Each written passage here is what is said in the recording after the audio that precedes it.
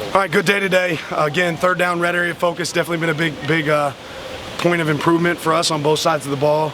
Got some good special teams work. Ready to go play a good opponent. You mentioned special teams. Is Boyle going to be able to give it? Yeah, he was able to practice today. I think we'll be able to utilize ourselves at full strength. Didn't ask you yet about how you thought Adam's done just thus far. Again, small sample, but who's that? Adam Barrett. Yeah, small sample, right? But so far has done a good job. I think Adam would tell you that he's got a lot of room still for improvement. Small sample, good. Go off of Dan, but Chase Roberts really had a huge game for them this past game against a really good defense. True freshman out there.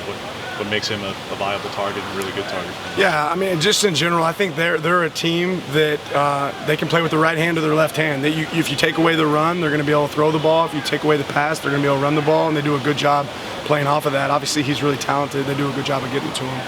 How would you assess the way your team's gotten after the quarterback through 2 games? It's twofold, right? We'd obviously love to be in the backfield a little bit more, but if the ball's getting out quick, you're not going to have 15 sacks. To me, it's about winning the game. So I'm not a stat counter, right? I don't care how many sacks we have. I care how many wins we have, right? Certain times you play teams that are going to allow you to get those. When the ball's put on the perimeter a little bit more, you're not going to get those opportunities. But what we can't do is miss sack opportunities when we have them. So if we have a guy wrapped up and we don't finish on him, that's on us, right? And there's a couple of those moments we've seen in the first 2 games. Is BYU one of those teams you expect to get it out quickly, or is it a little bit of both? We'll be prepared for both. They do take more shots downfield than a lot of teams. That being said, they're going to hold on to the ball a little bit more to do that. Now, how often they do that in this game, I don't know. I feel like Flo and Sewell have progressed through 2 games this season and just their importance this week against BYU's run game. Yeah, I mean, really all of our linebackers have a big role in this game, and we want to see them go, have a lot of success. It changes the way you play as a linebacker based on how you're being attacked, and the way we've been attacked is out in the open field, meaning we got to make more open field tackles. So wherever the ball's at, that's where we want those guys at, right? And they can go make plays on it and certainly impact the game, them and the other 9 guys on the field. You guys have worked a lot on open field tackling the last 2 weeks. How do you feel like your team has improved overall in that area? Yeah, when you focus on something that's a weakness and try to make it a strength, I think you get better at it. We did a sideline tackle drill today that we struggled at times, but that's probably the toughest tackle in football, so we got to work it, and our guys embrace the work. Coach, Christian Gonzalez has shown an ability to tackle in the open field. Do you see him coming in on blitz packages at all, or what is his role in tackling? Maybe. I mean, just depends. Like he's a good cover corner. He's also good in the deep part of the field, so you can't do all 3 at the same play. So there'll be times that we could use Christian in the blitz game if the team, allows us to do that. At the other cornerback spot, what have you made of Dante Inquez's and some of those other guys' plays so far?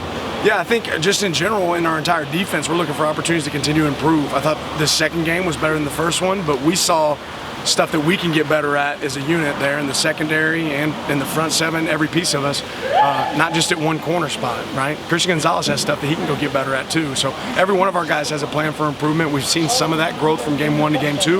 We're going to face a really good opponent this week, so we're going to find out where we're at. When their defense is schemed up to free up their linebackers, not just one, really all 3, even 4 of them at a time, is there a way to scheme around that? Then when because it's not just one guy, you're not just trying to, all right, well, avoid where that guy's at or scheme around him or block that one guy. They have, like you said, like 3 or 4 guys who tackle the linebackers had interceptions 4 years in a row. They seem to free them up a lot. Yeah, they play a lot of vision break defense, right? So you're gonna when you watch them play, you're gonna see a lot of zone eyes where when the ball's thrown, you have guys swarm to the ball because they have vision of it. They're not necessarily a man-match team or a lot of man-to-man, and because of that, backers are going to swarm around the ball. They're going to be able to get interceptions, tip balls, get their hands on the balls. So we have to do a good job of protecting and then finding those small windows in between the defenders. Troy and Terrence done so far, where again, a couple games, but on 3rd down in particular, both turned them a lot, and not just this past week, even the week before. To be when you're looking for a go-to guy potentially for 3rd down and in those tough spots, they've delivered for you. Yeah, they've been available and present, and when we get certain looks, those are guys that are going to be able to get the ball. I think we'll have other ways to get the ball to some other people as well, but they've certainly done a good job of when it comes their way attacking it. With the new, I guess not that new now, but the redshirt rules in 4 games, do you ever make definitive statements to your players about using it, or do you just in an ongoing dialogue throughout the year about what the plan might be?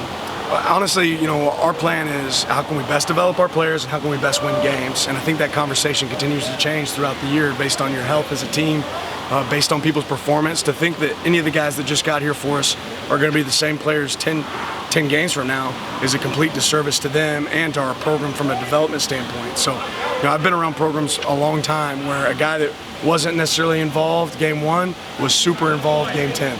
Right, we had a guy, for us last year, William Poole, who didn't play hardly in any games the entire year, and then started for us in the SEC championship and the national championship game.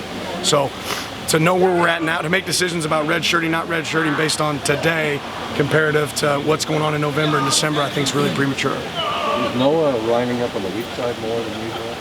No, I mean he's really he travels different locations based on formation. Stephen Jones going to be good this week? Or? We'll see.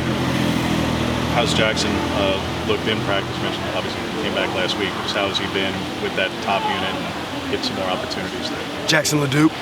Powers Johnson. JPJ. Yeah, he's done a good job. We had Bellotti at practice yesterday. Just the opportunity to pick his brain, a Hall of Fame coach. Just thoughts on just him being able to. Yeah, I've got a ton of respect for Coach Bellotti and the job that he's done here, as well as just his his view. He has a different lens as a coach, that he's worn. So if he has a thought, or if he's able to give eyes, or if he just wants to get a football fix and come watch some ball, he's always welcome to our place. All right, thanks, Coach. Appreciate it. Thanks, man. Appreciate it.